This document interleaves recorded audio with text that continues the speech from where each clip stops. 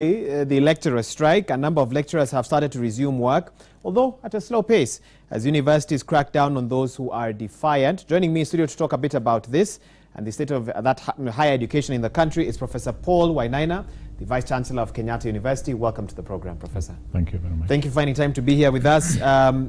Tell us a little bit about what's happening in your particular institution. We know that a number of lecturers are coming back to teach, and talk to us about how that sort of transition has been after they've been out for so long.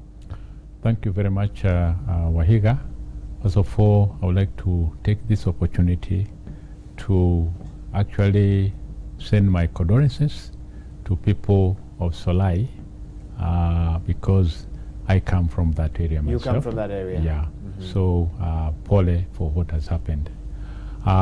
Secondly, I want to also take this opportunity to actually welcome our viewers regarding some of the issues pertaining to the strike. We have had a 2-month lecturer strike, and also other members of public universities. And as we are talking, we have a strike that is unprotected and lawful, but the lecturers are still going on. And we felt that it is really becoming very complicated in terms of our programs. For 2 months, nothing happening at the university, and therefore the last 2 weeks we felt at Kenyatta University we needed to look for a solution.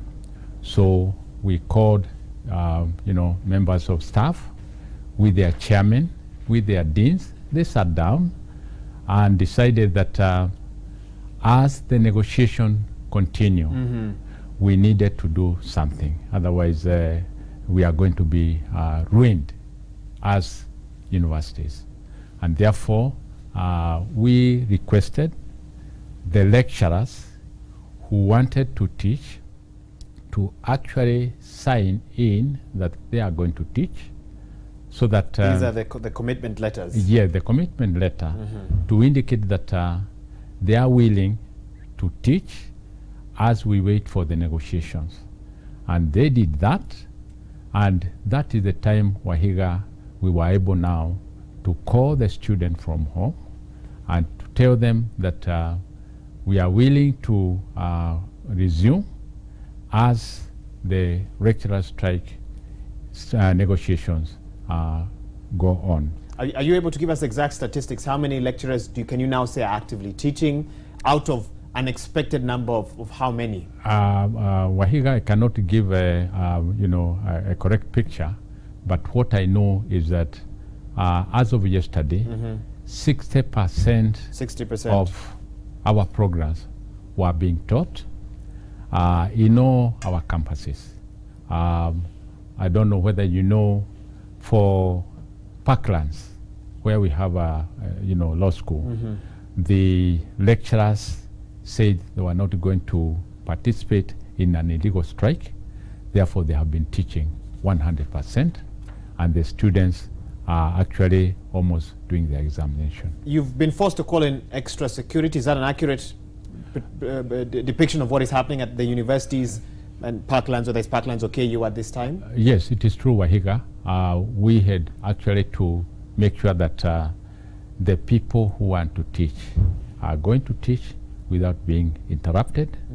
We want also to make sure that the students will feel that they are protected, there is peace, because what used to happen is that if some lecturers try to teach, then some of their colleagues would go and remove them from class, which was turning ugly and very shameful for colleagues to actually try to flash out their colleagues in front of the students. So we actually beefed our security to make sure that that does not happen. Some are accusing institutions like yours of using the police to intimidate striking lecturers. Let me read your quote.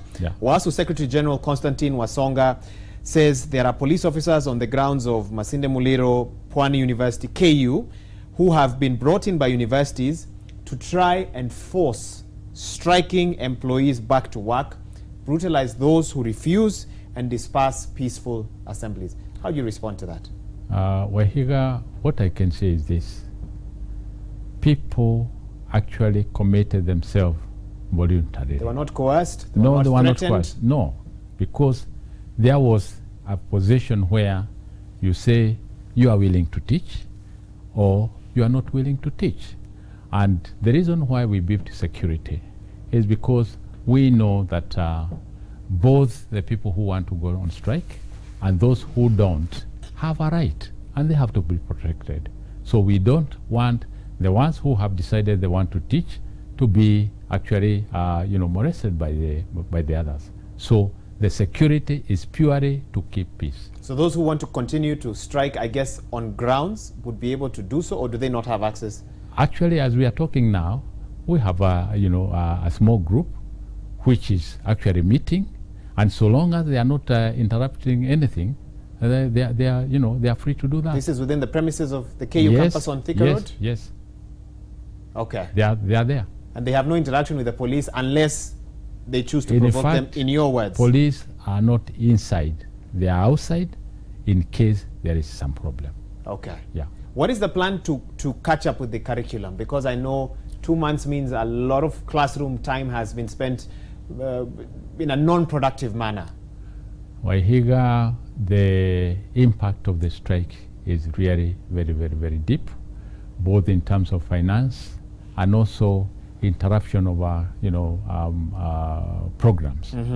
KU has a very strong brand, and therefore we have a lot of collaborations with other universities elsewhere. We have international students. As I'm talking, we have more than 40 international students in all levels, and they have been with us for 2 months without learning. Just sitting doing nothing. Yeah, and that is, and keeping them there is really very, very difficult. I remember also what we went through in last year. We had the strikes. Almost two, or if not three. Three, actually. And in November, our students, because of staying idle, young people being idle, then they involve themselves with some disruptive activities, and we send them home. So we did not complete the semester one, which is started in September. So as you came into the new year. So when it came to January, remember they had already paid school fees. So we could not ask them more school fees. They were staying in our hostels. Again, they had paid, So for 2 months, January and February, we were actually keeping them free. So you will not charge them for those? No, we couldn't, because they had already paid. So when it came to March, when they are supposed now to come for second semester, it was not possible, because that is when they start, the strike started again. It started up on the 1st of March, I believe. Yeah, and they had already paid for the second semester. Again, no teaching, staying in the hostels without again going to school, and that has been very, very difficult. And what we have missed, Wahiga, is that in May to July, we are supposed to have the third semester. Now, we can only have the second semester running, and actually that is a lot of waste for us, and it is hurting. Briefly tell me, what is the way forward in terms of a lasting solution to this CBA dispute? The lecturers are asking for the full implementation of the 2017-21. They have accused various groups, including university management, of insincerity in how this matter is being handled. What is your sense of the way forward on this? Because it's what has caused everything we are talking about here today. I think, Wahiga, what I would want to say is this. Both the management, even the council, do support when workers are actually asking for their right.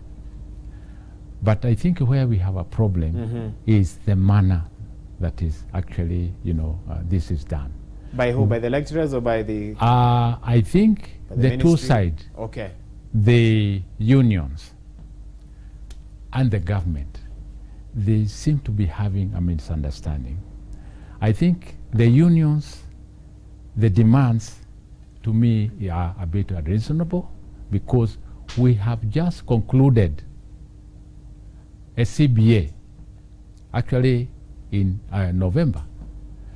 Now, you know what has happened with the government in terms of money.